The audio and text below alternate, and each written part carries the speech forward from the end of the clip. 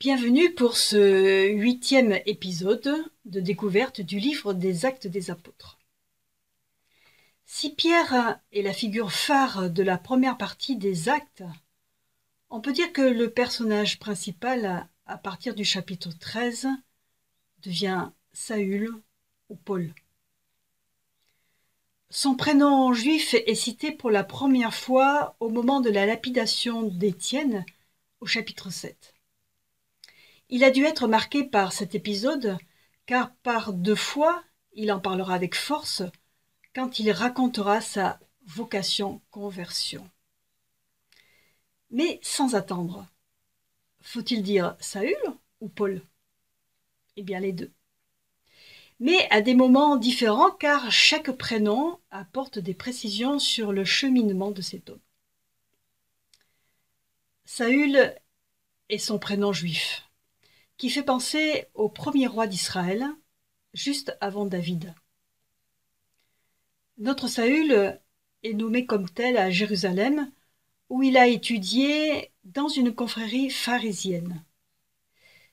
Les pharisiens sont des hommes pieux, laïcs, attachés à vivre leur foi jusqu'au fond de leur cœur, en respectant scrupuleusement les moindres prescriptions de la loi. Aujourd'hui, nous les appellerions des piétistes. Le plus important pour eux, c'est de rester purs.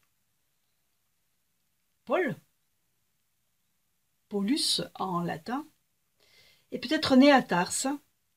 Par son père, il a la citoyenneté romaine, ce qui est rare pour un juif. Tarse est un lieu de croisement de cultures. Il a dû étudier dans une des écoles philosophiques où le stoïcisme, avec son idéal de maîtrise de soi, tenait à l'époque le haut du pavé. Paul pense et écrit en grec, l'anglais de l'époque. C'est dans cette langue qu'il écrira toutes ses lettres. En résumé, par son prénom juif, Saül s'inscrit dans toute la tradition d'Israël qui ne reniera jamais. Par son prénom grec, latin, Paul est déjà ouvert sur le monde.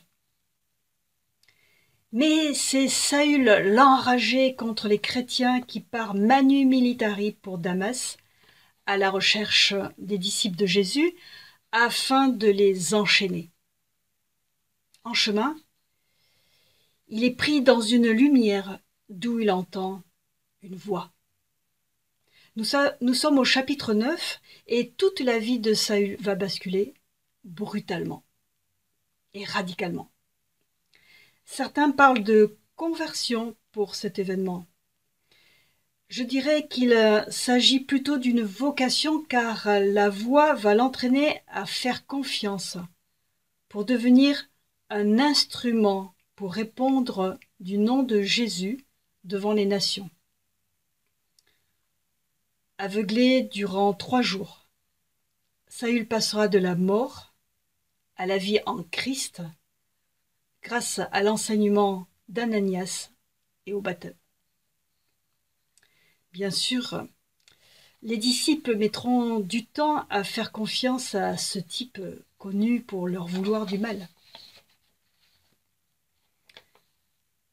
Saül deviendra définitivement Paul au chapitre 13.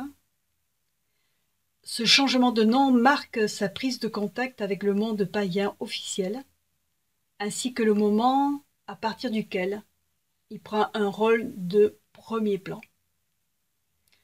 La saga paulinienne commencera avec un envoi en mission par le Saint-Esprit vers Chypre et se terminera à Rome quelques années plus tard, après des milliers de kilomètres à pied et en bateau, pour porter au loin la bonne nouvelle du Christ, celui qu'il a un jour choisi et illuminé. Bonne suite à chacun.